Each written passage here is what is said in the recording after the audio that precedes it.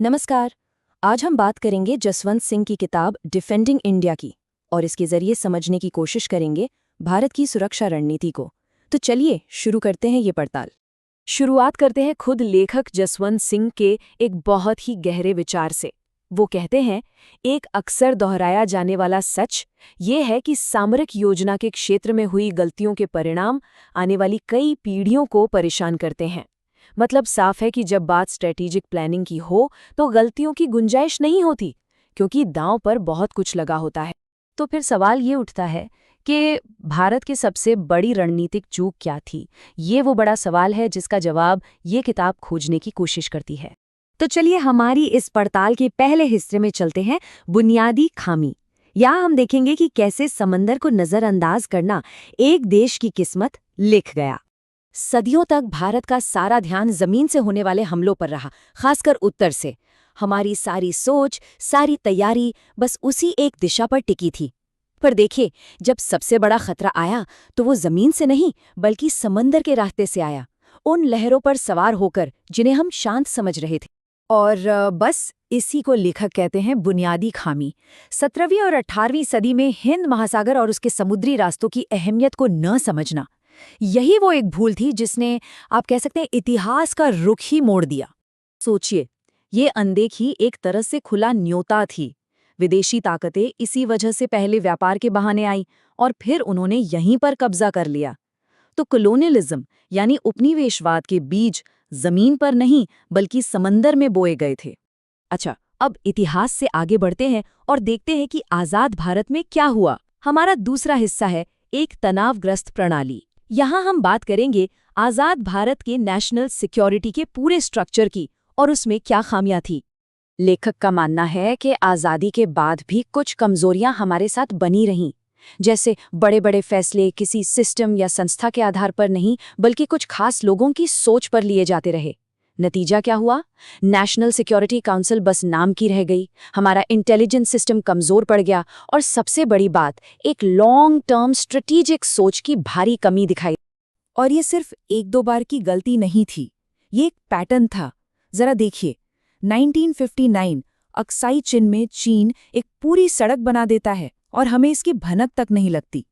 फिर 1962 में चीन की फौजी तैयारियों को समझने में हम बुरी तरह से नाकाम रहे और फिर 1965 में बॉर्डर के पार से बड़े पैमाने पर घुसपैठ होती है और हमारी इंटेलिजेंस को खबर ही नहीं लगती।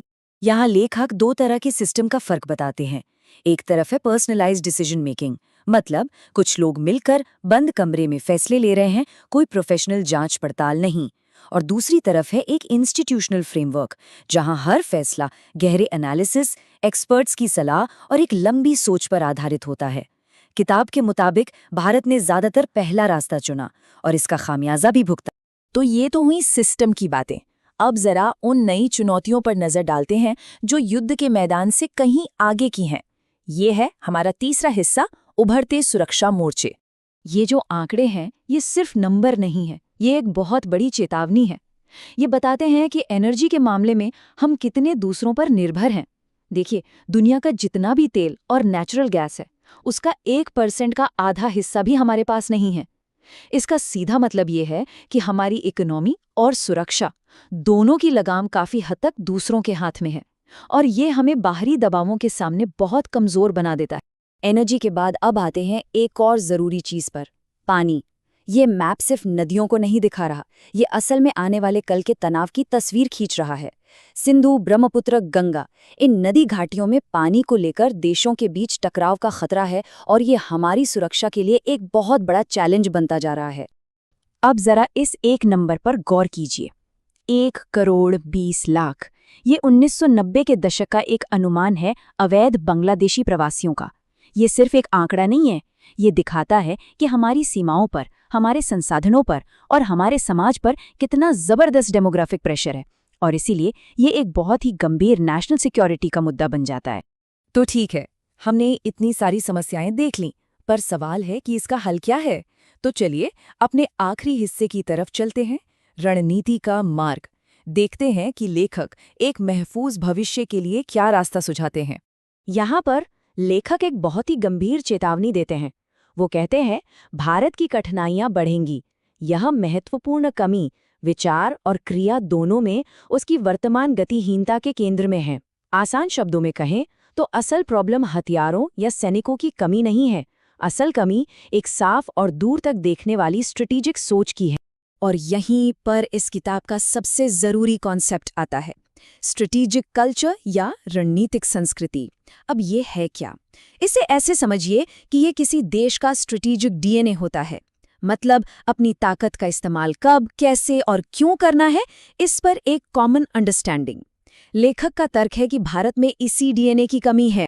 तो फिर रास्ता क्या है? लेखक इसके लिए 3 स्टेप्स बताते हैं।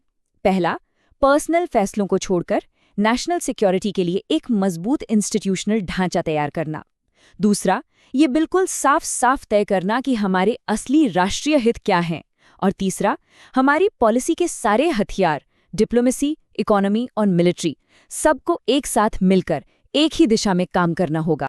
एक बात ध्यान देने वाली है, जसवंत सिंह ने ये सब बातें 2 दशक से भी ज्यादा पहले लिखी थी। तो आखिरी सवाल यह है कि आज के दौर में ये बातें कितनी रेलेवेंट है। ये एक ऐसा सवाल है जो हमें सोचने पर मजबूर करता है कि क्या हमने वाकई इतिहास से कुछ सीखा है और क्या हम आने वाले कल की चुनौतियों के लिए सच में तैयार हैं।